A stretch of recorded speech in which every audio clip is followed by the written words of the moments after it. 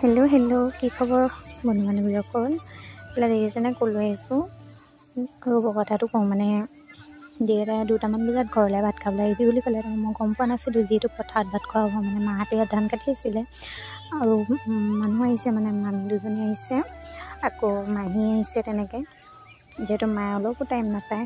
তাৰপৰা দেউতাই ভাত পানী বনাই মেলি ৰেডি, মই আহিছোঁ। দেউতাই কৈছে বস্তুখিনি পথাৰলৈ লৈ গৈ তাতে আমি ভাতকেইটা খাওঁগৈ। তো ধুনীয়াকৈ পথাৰলৈকে আহি আছোঁ আৰু আহি পিনে এইফালে দিছিলে এজনী ডাঙৰ মামী, সেইপিনে ইজনী মাহী, এইফালে মা আৰু এইফালে সৰু মামীজনী বহি আছে। ভাত বাঢ়ি দিছোঁ আৰু খাবলৈ। আৰু যিহেতু এনেকুৱা মানে পথাৰত ভাত খাই এনেও বেছি ভাল লাগে, হয় নহয়?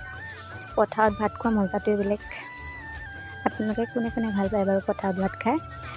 তো ভাত পানী খাই মেলি হ'ল।